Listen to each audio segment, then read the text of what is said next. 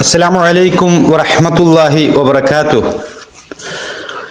الحمد لله وحده والصلاة والسلام على من لا نبي بعد. أما بعد. സഹോദരങ്ങളെ, സൂറത്തുൽ ബഖറയുടെ 106-ാമത്തെ ആയത്തിന്റെ 3-ാമത്തെ ക്ലാസ്സാണ് ഇൻഷാ അല്ലാഹ് ഇന്നിവിടെ എടുക്കാൻ പോകുന്നത്. ഇന്നത്തെ ഈ ക്ലാസ്സിൽ ഇവിടെ പ്രധാനമായും ചർച്ച ചെയ്യാൻ ഉദ്ദേശിക്കുന്നത് ഈ ആയത്തിൽ പരാമർശിച്ച നസ്ഖുമായി ബന്ധപ്പെട്ടുകൊണ്ടുള്ള ചില വിമർശനങ്ങളും അതിന്റെ വസ്തുതകളുമാണ് ഇൻഷാ അല്ലാഹ് ഇന്നിവിടെ സംസാരിക്കാൻ ഉദ്ദേശിക്കുന്നത്. ഇതിനു മുമ്പ് ഇവിടെ ഈ ക്ലാസ്സിൽ സൂചിപ്പിച്ച പോലെ യഹൂദികൾ അവർ ഇസ്ലാമിനെതിരെ ഉന്നയിക്കാറുണ്ടായിരുന്ന ചില വിമർശനങ്ങൾക്ക് ഒരു മറുപടി ആയിക്കൊണ്ടാണ് അല്ലാഹു സുബ്ഹാനഹു വ തആല ഈ ആയത്ത് അവതരിപ്പിച്ചിട്ടുള്ളത്. എന്നാൽ സഹോദരങ്ങളെ, യഹൂദികളെ പോലെ തന്നെ പല യുക്തിരഹിത പ്രസ്ഥാനങ്ങളും പരിശുദ്ധ ഖുർആനിലെ നസ്ഖുമായി ബന്ധപ്പെട്ട വിഷയങ്ങളിൽ കടുത്ത ആക്ഷേപം ഇസ്ലാമിനെതിരെ ഉന്നയിക്കാറുണ്ട്.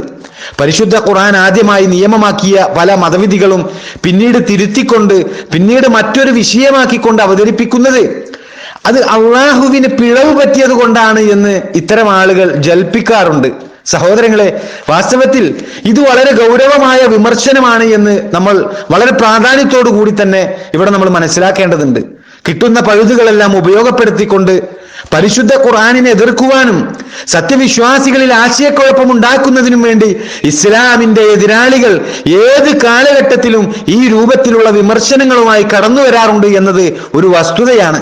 എന്നാൽ ഇത്തരം ആളുകൾ അവർ വസ്തുനിഷ്ഠമായി കാര്യങ്ങൾ പഠിക്കാനും വസ്തുനിഷ്ഠമായി അതിന്റെ സത്യാവസ്ഥ എന്താണ് എന്ന് ഗ്രഹിക്കുവാനും സമയം കണ്ടെത്താതെ യഹൂദികളെ പോലെ പരമാവധി ആശയക്കുഴപ്പം ഉണ്ടാക്കുന്ന ഒരു പ്രവണതയാണ് ഇത്തരം ആളുകൾ ചെയ്തു വരുന്നത് എന്ന കാര്യം അത് വളരെ സങ്കടകരമായ കാര്യമാണ് എന്ന് നമ്മൾ തിരിച്ചറിയേണ്ടതുണ്ട്.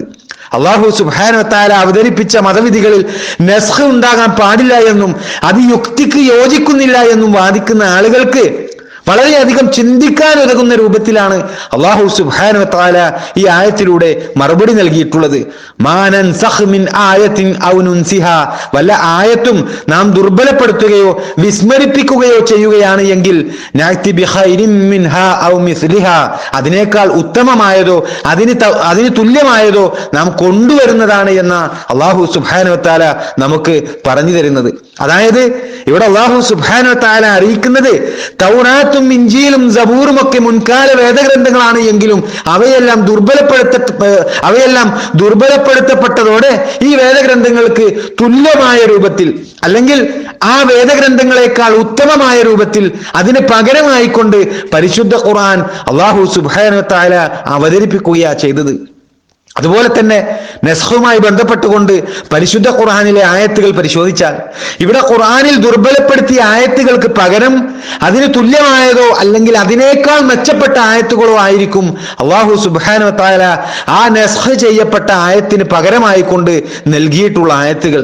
ഇത് സഹോദരങ്ങളെ, അള്ളാഹുവിന്റെ കഴിവ് എടുത്തു കാണിക്കുന്ന അള്ളാഹുവിന്റെ മഹത്തായ അറിവിനെ കുറിച്ച് നമുക്ക് മനസ്സിലാക്കി തരുന്ന ഒരു വലിയ അത്ഭുതമാണ്, ഒരു വലിയ ദൃഷ്ടാന്തമാണ് ഈ പരിശുദ്ധ ഖുർആനിന്റെ നസ്ഖുകൾ എന്ന് നമുക്ക് പരിശോധിച്ചാൽ കാണാൻ സാധിക്കും.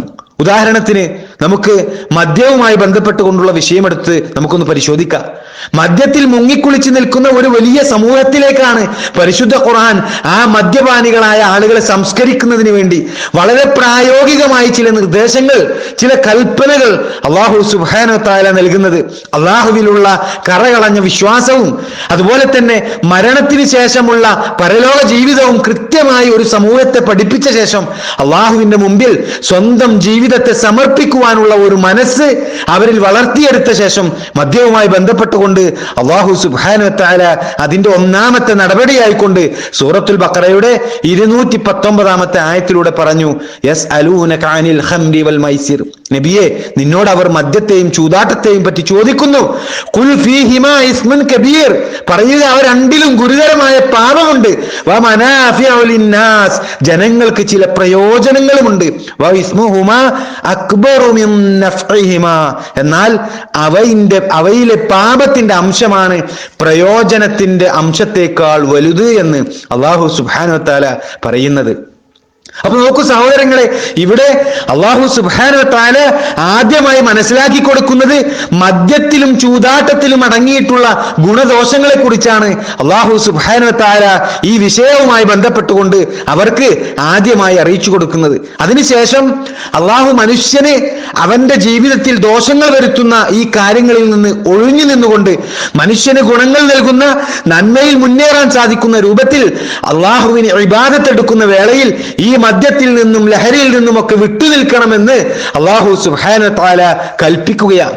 സൂറത്ത് നിസായിലെ 43-ാമത്തെ ആയത്തിൽ നമുക്ക് കാണാം, അല്ലാഹു സുബ്ഹാനഹു വ തആല പറയുകയാണ്, യാ അയ്യുഹല്ലദീന ആമനു ലാ തഖ്റബുസ് സ്വലാത്ത വഅൻതും സുകാറാ, സത്യവിശ്വാസികളെ, ലഹരി ബാധിച്ചവരായിക്കൊണ്ട് നിങ്ങൾ നമസ്കാരത്തെ സമീപിക്കരുത് എന്ന.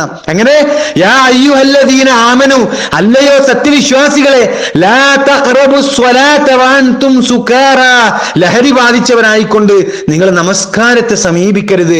ഏതുവരെ? ഹത്താ തഅലമു മാ തഖൂലൂൻ, നിങ്ങൾ പറയുന്നത് എന്താണ് എന്ന് നിങ്ങൾക്ക് ബോധമുണ്ടാകുന്നത് വരെ നിങ്ങൾ നമസ്കാരത്തെ സമീപിക്കരുത് എന്ന് അല്ലാഹു സുബ്ഹാനഹു വ തആല പറയുന്നത്. അങ്ങനെ മദ്യവുമായി ബന്ധപ്പെട്ടുകൊണ്ട് ഈ രണ്ടാമത്തെ കൽപ്പനയോടുകൂടി ആ കൽപ്പന കൂടി വന്നപ്പോൾ ചുരുങ്ങിയത് 5 നേരത്തെ നമസ്കാര സമയങ്ങളിലെങ്കിലും തങ്ങൾ മദ്യപാനത്തിൽ നിന്നും ആ മദ്യമുണ്ടാക്കുന്ന ലഹരിയിൽ നിന്നും മുക്തമാകണമെന്ന് അവർ സ്വയം തീരുമാനിക്കുകയാണ്. അതിനുശേഷമാണ് സഹോദരങ്ങളെ അല്ലാഹു സുബ്ഹാനഹു വ തആല സൂറത്ത് മാഇദയിലെ 90-91 ആയത്തുകളിലൂടെ മദ്യത്തെ പൂർണ്ണമായി നിരോധിച്ചുകൊണ്ട് അത് ഹറാമാക്കിക്കൊണ്ടുള്ള ഒരു കൽപ്പന ഇറക്കി കൊടുക്കുന്നത്. യാ അയ്യുഹല്ലദീന ആമനു, അല്ലയോ സത്യവിശ്വാസികളെ, ഇന്നമൽ ഖംറു വൽ മൈസിറു വൽ അൻസാബു വൽ അസ്ലാം, മദ്യവും ചൂതാട്ടവും പ്രതിഷ്ഠകളും പ്രശ്നം വെച്ച് നോക്കാനുള്ള അമ്പുകളും റിജ്സും മിൻ അമലി ശൈത്വാൻ, പൈശാചികമായ മ്ലേച്ഛവൃത്തി മാത്രമാകുന്നു. ഫജ്തനിബൂഹു ലഅല്ലക്കും തുഫ്ലിഹൂൻ, അതിനാൽ നിങ്ങൾ അതൊക്കെ വർജിക്കണം, നിങ്ങൾക്ക് വിജയം പ്രാപിക്കാം. അതിനുശേഷം അല്ലാഹു സുബ്ഹാനഹു വ തആല പറയാം, അതായത് ഈ മദ്യവും ഈ ചൂതാട്ടവും ഈ തിന്മകളൊക്കെ നിങ്ങൾ വർജിക്കണം, നിങ്ങൾക്ക് വിജയം പ്രാപിക്കാമെന്ന് പറഞ്ഞതിന് ശേഷം അല്ലാഹു സുബ്ഹാനഹു വ തആല തുടർന്നുള്ള ആയത്തുകളിൽ പറയാണ്, പിശാച് ഉദ്ദേശിക്കുന്നത് മദ്യത്തിലൂടെയും ചൂതാട്ടത്തിലൂടെയും നിങ്ങൾക്കിടയിൽ ശത്രുതയും വിദ്വേഷവും ഉണ്ടാക്കുവാനും അല്ലാഹുവെ ഓർമ്മിക്കുന്നതിൽ നിന്നും നമസ്കാരത്തിൽ നിന്നും നിങ്ങളെ തടയുവാനും മാത്രമാണ് എന്ന്. എന്നിട്ട് തുടർന്ന് അല്ലാഹു സുബ്ഹാനഹു വ തആല ഈ ആയത്തിൽ ചോദിക്കുകയാണ്, ഫഹൽ അൻതും മുൻതഹൂൻ, അതിനാൽ നിങ്ങൾ അവയിൽ നിന്ന് ആ തിന്മയിൽ നിന്നൊക്കെ വിരമിക്കുവാൻ ഒരുക്കമുണ്ടോ എന്നാണ് അല്ലാഹു സുബ്ഹാനഹു വ തആല ചോദിക്കുന്നത്. ആ ചോദ്യത്തോടു കൂടി സഹോദരങ്ങളെ, മദ്യപാനം എന്ന ഈ ഒരു ദുശീലം അത് ഇസ്ലാമിക ചരിത്രത്തിൽ അവസാനിക്കുകയാണ്. പരിശുദ്ധ ഖുർആനിലൂടെ ഈ വിഷയവുമായി ബന്ധപ്പെട്ടുകൊണ്ട് അവതരിച്ച ആദ്യത്തെ 2 ആയത്തുകളും അതോടുകൂടി നസ്ഖ് ചെയ്യപ്പെടുകയാണ്. അല്ലാഹു ആദ്യത്തെ ആ 2 ആയത്തുകളിലൂടെ അവതരിപ്പിച്ച ആ മതവിധികൾ ദുർബലപ്പെടുത്തിക്കൊണ്ട് മദ്യമുക്തമായ ഒരു സമൂഹത്തിന്റെ സൃഷ്ടിക്ക് വേണ്ടി സൂറത്ത് മാഇദയിലെ ആയത്തിലൂടെ മദ്യം എന്ന് പറയുന്ന ഒരു തിന്മ അത് എന്നേക്കുമായി ഹറാമാക്കുകയാണ് അല്ലാഹു സുബ്ഹാനഹു വ തആല ചെയ്യുന്നത്. ഇവിടെ സഹോദരങ്ങളെ, മനുഷ്യ മനസ്സിന്റെ അവസ്ഥയെക്കുറിച്ച് നന്നായി അറിയുന്ന അല്ലാഹു മദ്യത്തെ ഒറ്റയടിക്ക് നിർത്താതെ ഘട്ടം ഘട്ടമായിക്കൊണ്ട് അത് തുടച്ചു നീക്കിയത് അല്ലാഹുവിന്റെ അപാരമായ കഴിവും അല്ലാഹുവിന്റെ അപാരമായ യുക്തിയുമാണ് എന്ന് നമ്മൾ